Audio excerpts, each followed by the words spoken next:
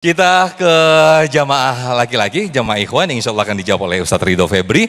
Dengan Pak siapa? Boleh berdiri? Oke, silakan. Dengan Pak siapa Pak? Nazar. Pak Nazar. Oke, nanti akan dijawab saya oleh Ustadz Ridho Febri. Silakan Ustadz, saya temenin di sini. Silakan Pak Nazar. Bismillahirrahmanirrahim. Assalamualaikum warahmatullahi wabarakatuh. Waalaikumsalam warahmatullahi wabarakatuh. Ustadz, kalau untuk kita suami boleh nggak sih bohong putih?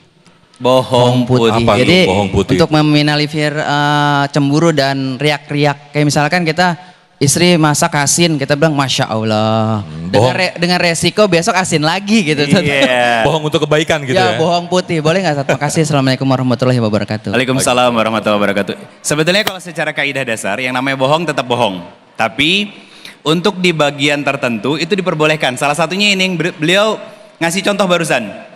Ketika masakan istrinya itu beda dari biasanya, yang biasanya pas ya diraciknya, tiba-tiba agak kasinan hari itu, dan suami ternyata makannya lebih lahap dalam kondisi makanan lebih asin daripada biasanya, ya, sambil dia nyuap, sambil nahan ekspresi keasinan, sambil ngucap Masya Allah. Soleh nggak Bu?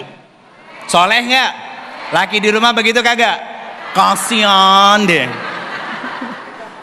Itu boleh, itu dibolehin dengan tujuan untuk menjaga hati dari istri kita.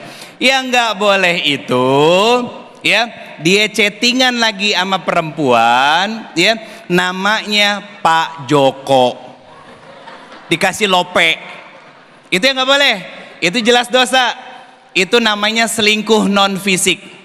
Jadi kalau kita mau bohong sama istri, tapi pastikan itu bohong untuk menjaga perasaan dan hatinya. Contoh, sayang, aku langsing ya, padahal badannya kayak gentong. Masya Allah sayang, demi Allah, Bunda adalah bidadari yang Allah turunin dari langit, tapi ngagabruk kayak nangka jatuh. Ketawa dia, seneng dia, kenapa? Karena ada pujiannya awalnya. Nah laki-laki tuh harus pintar begitu Pak. Kayak contoh begini, dia lagi capek nih ya, capek ngurus rumah dah, ngurus anak-anak dah pokoknya.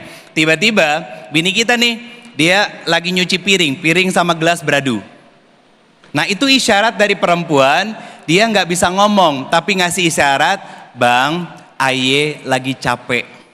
Nah laki-laki yang soleh didatengin tuh istrinya, nggak dipegang apa-apa, kemudian dia hanya membisikkan, Soleha, kamu lagi capek, yuk jajan.